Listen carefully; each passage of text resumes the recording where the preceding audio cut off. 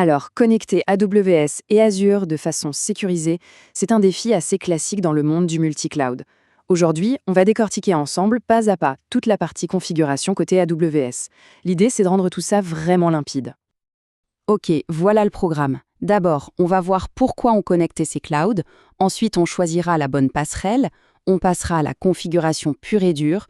Puis, on parlera d'un petit détail hyper important, la redondance. Et on terminera avec la suite des opérations. Allez, on commence. Première section, connecter les clouds. C'est vrai que, avant même de se jeter dans la technique, c'est super important de bien piger ce qu'on est en train de bâtir, les fondations de notre réseau.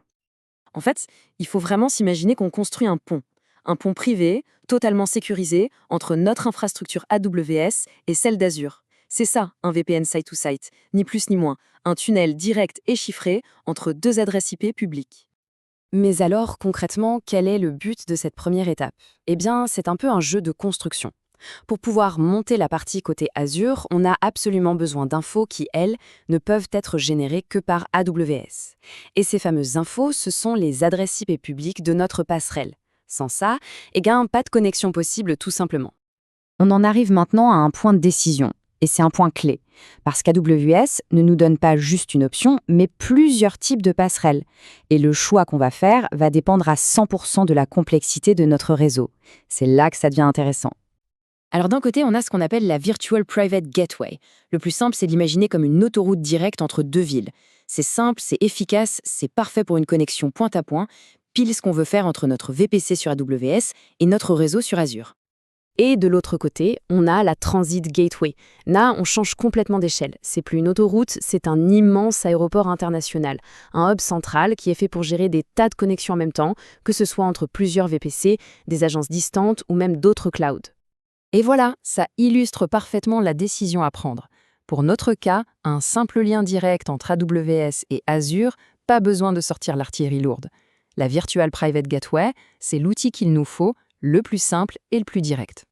Bon, maintenant qu'on a choisi notre passerelle, il est temps de mettre les mains dans le cambouis. On va voir comment on configure cette connexion, comment on lui dit où aller et quelles sont les règles du jeu. En fait, le processus est assez simple. Il y a 3 grandes étapes. 1. On donne un nom à la connexion. 2. On sélectionne sa destination, c'est-à-dire notre Customer Gateway. Et 3. On définit les préfixes IP statiques. En gros, on dit quel trafic peut passer. Pour cette configuration, on va utiliser un préfixe IP statique.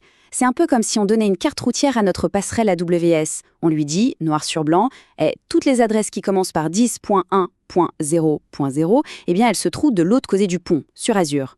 Sans cette indication, le trafic serait complètement perdu. Alors là, attention, petit point de terminologie un peu piégeux.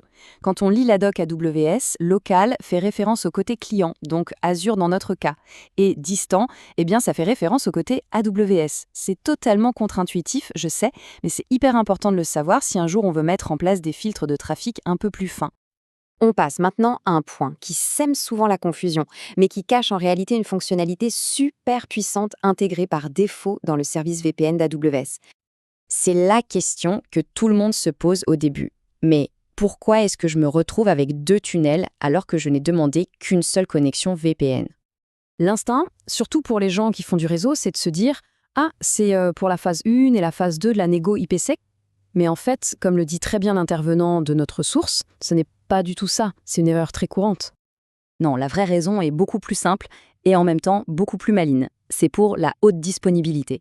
En fait, AWS nous donne d'office 2 adresses IP publiques, 2 points de terminaison pour qu'on puisse monter une connexion vraiment résiliente. L'idée derrière ces 2 tunnels, c'est de pouvoir faire du failover, du basculement. On peut imaginer connecter chaque tunnel à un pare-feu différent par exemple. Si le premier tunnel tombe à cause d'un souci matériel, d'une maintenance, peu importe, le trafic bascule automatiquement sur le second. La connexion ne se coupe jamais. Bon, ça y est, on a tout rempli, on a cliqué sur créer la connexion, et maintenant il se passe quoi?